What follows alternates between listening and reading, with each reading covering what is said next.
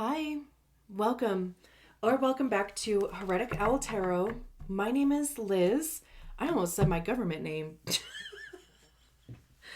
um, and I will be guiding you on this journey today. This is a reading for Aquarius, wherever Aquarius is in your chart. Um, and before we get into the reading, I would love it if you haven't already. I would love if you subscribed to the channel.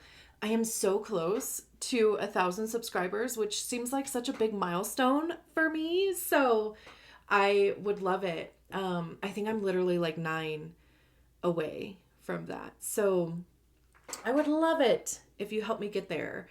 But how's it going? How are you doing? I was doing some work this morning and just feeling kind of, I don't know. So I was like, I kind of want to focus just on one thing. And I chose work.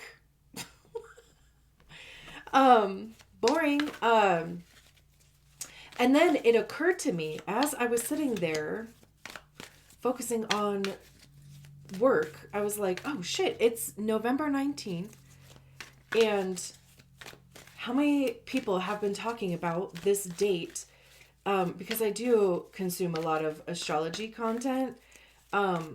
So it dawned on me that today it just so happened to work out where today would be the day that I would do the Capricorn and Aquarius readings. So I think that's fucking cool. I just did the Capricorn reading. Theirs was beautiful. I know yours is going to be too, but as I'm sure you are aware, Pluto moves into Aquarius today and it'll be there for the next 19 years. I think it's until, I thought it was 1919. Oh my gosh. I thought it was until 2044. Anyway, which just makes me gag. Like, that seems like so far away, but it's so not. And that's terrifying. So anyway, I hope you're doing well. I hope you're just taking it easy if you can, right? Like as much as you can, I mean, there's a lot of energy out there. If you're sensitive to that, there's a lot, I mean, just, oh my God, the month of November, any effing way. Can we just, I don't even know what to even, okay. So with that all being said, let me shuffle the cards a few times. We're going to do a 3-card spread. The current energy, what's surrounding you right now, what's leaving, what is no longer serving, and then the third is what's coming in. What can you expect? So give me just a second. And I'm not taking the jumpers with this spread, but I love when the cards are chatty because, that's a good sign. Okay. That feels good. So for Aquarius,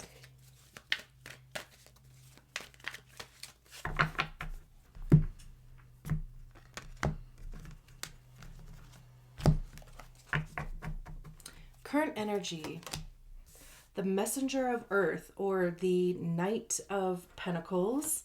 What's leaving is the Messenger of Water or the Knight of Cups. And what's coming in is the Two of Swords or the Two of Air. And we have the Hierophant to clarify the Knight of Pentacles. We have the World to clarify the Knight of Cups. And then we have the Magician. This feels like the sky's the limit over here. The Magician with the Two of Swords. I love how each one of these cards is clarified by a major arcana card. So to me, it feels like there's big energy backing you up. And even too, it's like maybe recognizing that. I literally just got the sensation of looking behind you. Because again, right? Like it really does feel like there's some powerhouse energy behind you. And if you need it, it's there. I mean, maybe even literally look behind you. There's more than likely maybe not going to be something there. Like if I look behind myself right now, I mean, like there's a wall. Like, but it's almost like the physical sensation of like acknowledging the energy that's there. So it's literally, I mean, it's more just an energetic thing of like physically turning your body to look behind you and honoring, right? Like honoring the energy that is available for you. So we start with the Knight of Pentacles. Pentacles have to do with our money, how we get it, how we save it, how we spend it. It's our time. How are we investing our time? Where are we physically showing up in our lives? It's also our physical body and our health. So anything tangible, like anything we can physically touch, and of course, anything that we place worth and value on. And the Knight of Pentacles is the slowest moving knight in the whole tarot. So anytime the Knight of Pentacles shows up, I'm always like guided to say that, if things have been slow or just not manifesting, in a way that you thought they would or in a timely fashion, it's a reminder to not gauge your success through the fast or slowness of something. Truly, also, we should be gauging that on how we feel. Is it something that you still enjoy doing? Whatever it is, right? Like, do you still want to put your time into it regardless? Because also, the Knight of Pentacles talks about commitment and determination. Like, you plant a garden and maybe not everything survives or not everything thrives the first time that you do it, and you're like, it's a failure. Well, was it? Like, I'm sure you learned a lot through the process, but also even checking in and being like, did I actually enjoy doing that? Is that something that I want to invest my time and my resources and my money and my physical labor in doing? And that's obviously just one example, right? And it's paired with the Hierophant, which is Taurus. And the Hierophant is, I keep getting like teacher vibes from it. I keep just even hearing the word teacher. So it's either you have been a teacher, you are going to be, or you have been taught something, maybe going through lessons, maybe taking courses. The Hierophant is like continuing education. It's traditional institutions. So it does talk about like higher education. It does talk about your 9 to 5, quote unquote, your 9 to 5. But it's like whatever that is for you. It doesn't have to specifically be a 9 to 5, but like, what are you spending your time doing? Like, how have you been building this thing? It could be a mentor, but it's about like passing along knowledge, because that's why we go to school, right? Because we want to learn something. There are teachers or professors or whatever that are there who have the knowledge to pass on. Same with like if you start a new job, right? Like you are in training. Somebody is training you in that position. It could also be marriage or divorce. And it's interesting, we have this altar here.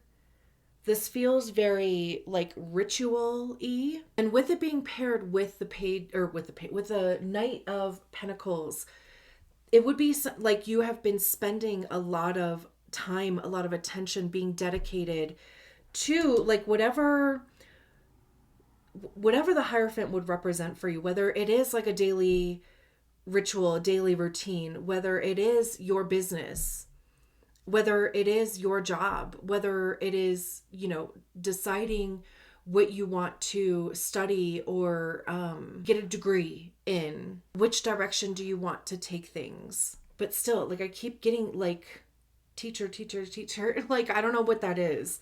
Again, whether it is saying that you are going to be stepping into a role of being teacher, or there could be a mentor or somebody that would be coming in for you, and it's like a long time coming. And then what's leaving, we have the Knight of Cups and the World card, which, I mean, I feel like the World card being in the position of what's leaving is like it's just like a double confirmation. The Knight of Cups follows their heart. So the guidebook says romantic attraction, chivalry, admiration, seeing the best in others, heightened emotional awareness, a call to fall in love with yourself. I need to look for the best in others and honor it, even when it seems a challenge to do so. My attractions stem from self-love and a knowledge that I am part of all love, which takes many forms, each exquisite in its own way. I can have what I desire. There is no need for jealousy, anger, resentment, or fear. When I am love and love flows into me powerfully. I love that because it's kind of funny that it's like in the position of like what's leaving, right? But it's like what's leaving is this romanticized idea of something. And it could also be too, like, a call to fall in love with yourself. It's like if there's been this outside, needing this outside validation, doing things because you thought that it was going to make you feel a certain way, and regardless of how it did or didn't, right? There's a finality to that. And there could also even just be you understanding now that truly you have exactly what you need. Like, if there is any type of romanticizing something, if there's been some sort of, again, seeking outside validation. Also, even it says seeing the best in others, like, if you have been just giving people the benefit of the doubt without being like, I'm actually just going to I'm going to take that for what it is, and I'm going to see that as being part of your truth, instead of me being like, no, I don't really think they're that type of person, or I don't think that's how they meant it, or, like something like that. It's like, no, we're going to believe people when they tell us who they are, or through their actions, they show us who they are. We're going to believe that. Love it too. And there's this little seahorse here. And it's almost like it kind of keeps giving me this feeling of like receiving a message. Almost too, like I just got the sense of like snapping out of it, especially with it paired with the World card. Like there's some element of the Knight of Cups that truly is going to end. It's like, and not even that though, right? It's ending because you did receive the message. Whatever you needed to get out of this, the last couple weeks, the last couple days, the last couple months, the last few years, right? It's like, and even too with Pluto going into Aquarius, wherever, Aquarius is for you, it's like you can't take this with you. Like, this is not going to work. It's really, it's not. And what I also love is that, so right after the World, right? So the World comes, it shows up when there is something new coming up too, because it is the end of the Fool's journey. So it's even recognizing how transformative things have been, like recognizing I'm not the same person that I was a year ago, a month ago, 10 years ago. And the Two of Air and the Magician card feels like needing to start making decisions. Like, it's one thing to be really tuned in to your intuition, right? But it's another thing to start using that as a guiding system. That's what I was going to say. And then I kind of got lost, or I kind of got, well, lost. Yeah. Is that we go from the world to the magician over here. The end, the beginning. Although, the fool comes before the magician, but still, I think that's effing cool how that came out that way. That's why I love tarot. So the Two of Swords, dang it, I kind of want to look at that too. Two of Air says, stalemate, uncertainty, considering options. Time to take a break to consider my options and think about things. There's no need to rush forward. The perfect answer for the highest good will come to me if I take my time and remain in a peaceful state of mind. Yeah. And it's kind of like if you have been like all in your feels, all in your emotions, right? Like if you've been in that, that's ending, and what's coming in is that trust. Because like I said, it's one thing to like be really tuned into your intuition. It's another thing to start taking steps, to start making decisions from that. Like that's like a totally another level of trust too, I feel, anyway, because I truly believe, like when we're kids, I think that we are much more apt to listen to our gut, to our guidance, to our intuition. We just don't know it yet, right?